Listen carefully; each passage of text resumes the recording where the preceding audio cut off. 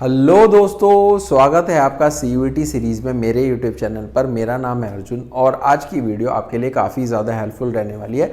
आज की वीडियो में हम बात करने वाले हैं अपना मैक्रो इकोनॉमिक्स से BOP और फॉरेन एक्सचेंज यूनिट की आज हम बात करेंगे, जिसके हम कुछ इंपॉर्टेंट MCQs डिस्कस करने वाले हैं जो कि आपके CUET के एग्जाम के लिए काफ़ी ज़्यादा इंपॉर्टेंट रहते हैं। तो वीडियो को लास्ट तक ज़रूर देखना। चलिए फिर जल्दी से स्टार्ट करते हैं।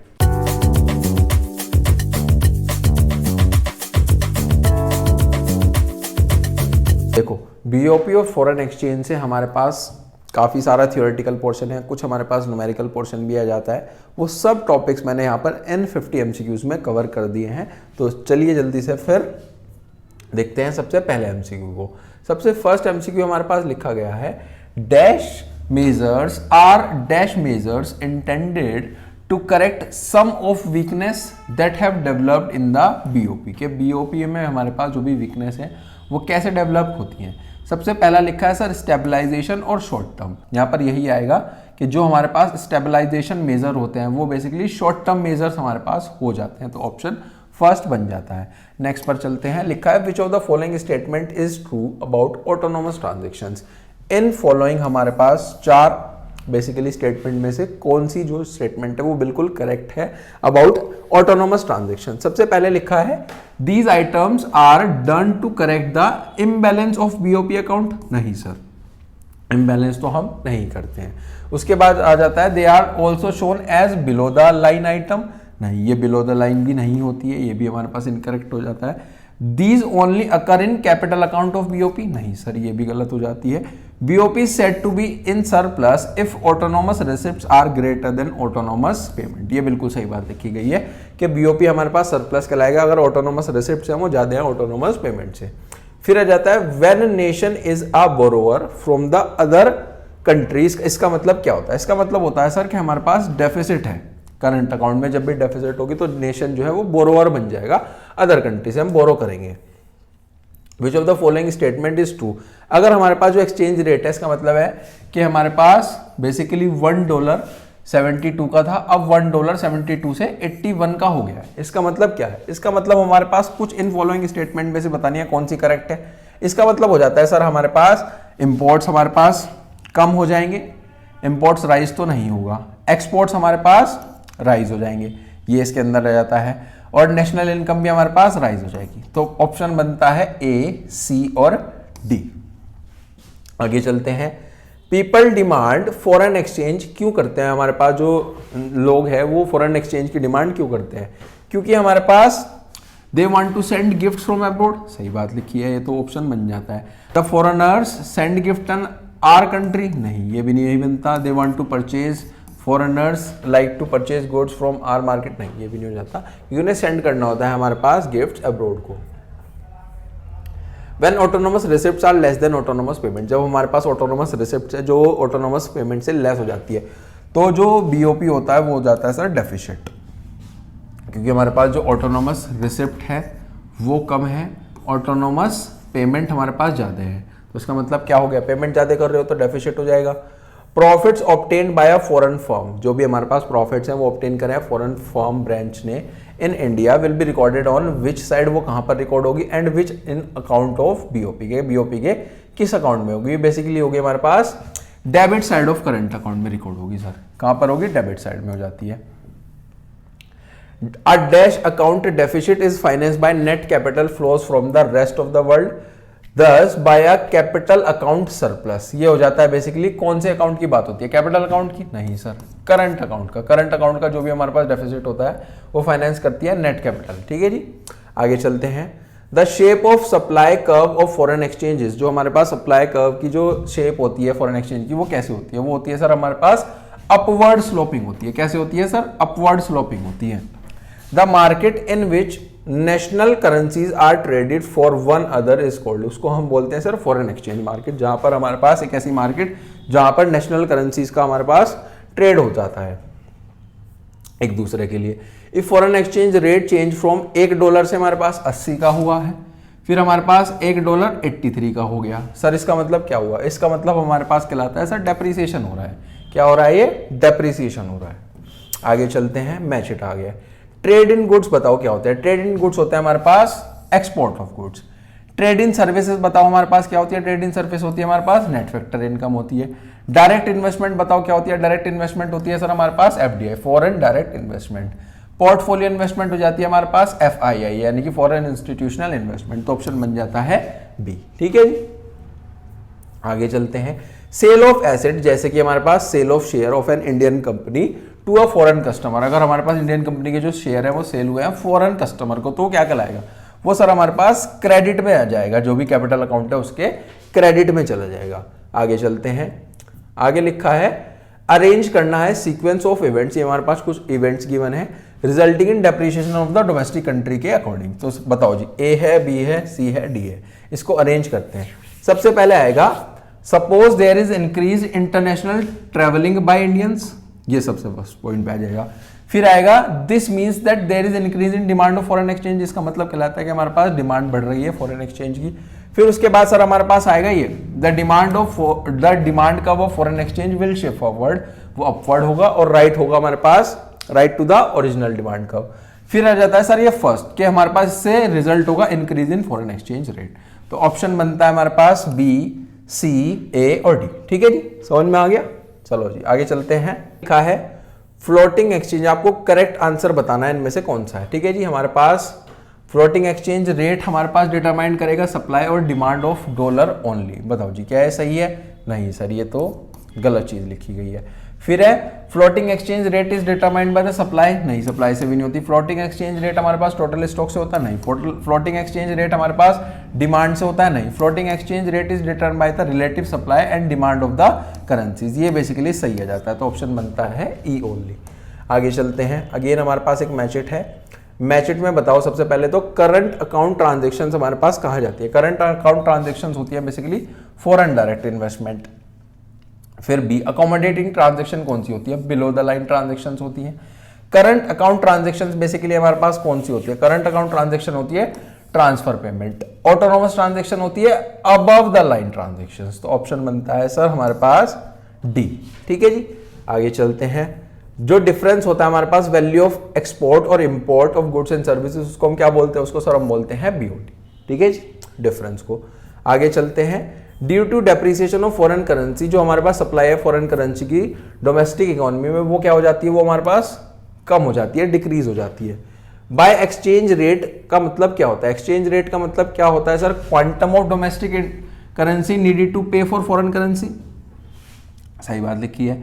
Quantum of foreign currency needed to pay for another foreign currency, ये भी सही लिखी है। रेट है हमारे पास जहां पे फॉरेन करेंसी खरीदी या बेची जाती है, ये भी सही लिखी है, तो ऑल ऑफ दीज हमारे पास यहाँ पर ऑप्शन बन जाता है। In which of the following exchange, हमारे पास इनमें से कौन सा ऐसा एक्सचेंज रेट है जहां पर गवर्नमेंट और सेंट्रल बैंक रोल प्ले नहीं करती, किस चीज में, determining the equilibrium exchange rate. बताओ जी, ये होता है फ्लेक्सिबल एक्सचेंज रेट सिस्टम। आगे लिखा है करंट अकाउंट सरप्लस का क्या मतलब होता है, करंट अकाउंट सरप्लस का मतलब होता है जितने भी हमारे पास रिसिप्ट्स है वो हमारे पास ज्यादा है पेमेंट से, करंट अकाउंट के। आगे चलते हैं, अकाउंट जो रिकॉर्ड करते हैं सारी की सारी इंटरनेशनल ट्रांजैक्शंस एसेट्स की, वो क्या कहलाते हैं, वो कहलाते हैं सर हमारे पास कैपिटल अकाउंट कहलाता है। फिर लिखा है बीओटी हमारे पास 600 है और माइनस का 600 है, एक्सपोर्ट्स हमारे पास 500 है। तो यहाँ पर आप बीओटी का फॉर्मूला लगा लो सर, बीओटी का फॉर्मूला होता है सर हमारे पास एक्सपोर्ट्स माइनस इंपोर्ट। जो बीओटी है वो है सर माइनस का 600, एक्सपोर्ट्स क्वेश्चन में गिवन है 500, आपको इंपोर्ट्स निकालना है। ठीक है जी, क्या यहाँ से इंपोर्ट्स को इधर ले आओ, इंपोर्ट्स को इधर लेकर के आने के बाद ये इधर जाकर के प्लस हो जाएगा, तो 500 प्लस 600 टोटल मिलाकर कितना हो गया, ये हो गया सर हमारे पास 1100। ठीक है जी, आंसर बनता है 1100 करोड़। समझ में आया? नेक्स्ट पे चलें, नेक्स्ट पे चलते हैं। नेक्स्ट लिखा गया है हमारे पास अ चेंज फ्रॉम 140 रुपीज से 2 पाउंड, कितना हो गया हमारे पास 60 का हो गया 1 पाउंड, है ना। तो ये आ जाएगा, इसका मतलब क्या है कि जो हमारे पास इंडियन रुपी है वो क्या कर रहा है, बेसिकली वो एप्रिशिएट हो रहा है। क्या हो रहा है, एप्रिशिएट हो रहा है। Equilibrium exchange rate is determined by, जो इक्विलिब्रियम एक्सचेंज रेट होता है वो डिटरमाइंड होता है डिमांड से, यस सर। सप्लाई से होता है, यस सर। तो बोथ ए एंड बी आ जाएगा हमारे पास।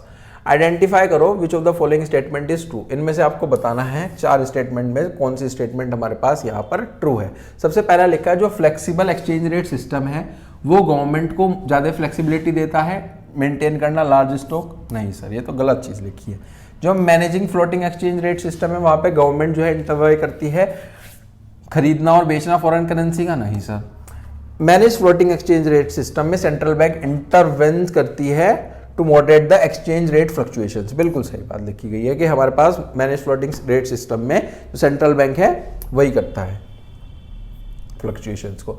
आगे लिखा है डिफरेंस बिटवीन हमारे पास वैल्यू ऑफ एक्सपोर्ट्स और इंपोर्ट्स, वो क्या कहलाता है? वो कहलाता है सर बीओटी कहलाता है। क्वेश्चन है बीओटी हमारे पास है 20,000, जो इंपोर्ट्स हैं वो है हमारे पास imports of nation is half of exports, तो आपको बताना है वैल्यू ऑफ एक्सपोर्ट कितनी होगी। चलो जी देखते हैं इसको हम कैसे कर सकते हैं। देखो कैसे करेंगे, यहां पर लिखा है बेसिकली हमारे पास जो बीओटी है, जो बीओटी है वो 20,000 है। बीओटी का मतलब क्या होता है? एक्स माइनस एम, यानी कि एक्सपोर्ट माइनस इंपोर्ट। और क्वेश्चन में कहा गया है जो इंपोर्ट है वो हाफ है एक्सपोर्ट का। अगर हम यहां से देखें तो एक्सपोर्ट हमारे पास बेसिकली होगा 40,000, तभी तो उसका हाफ होगा ये रेस्ट ऑफ द वर्ल्ड के लिए। तो एक्सपोर्ट हमारे पास आ जाएगा यहाँ पर 40,000 आ जाएगा। कितना आ जाएगा? 40,000 आ जाएगा। समझ में आ गया? नेक्स्ट पे चलते हैं। आगे लिखा है बेसिकली हमारे पास, आगे लिखा है हमारे पास एक कंपनी है जो कि लोकेटेड है इंडिया में। रिसीव हुआ है हमारे पास loan from a company located abroad. Abroad की कंपनी से हमें लोन रिसीव हुआ है इंडियन कंपनी को।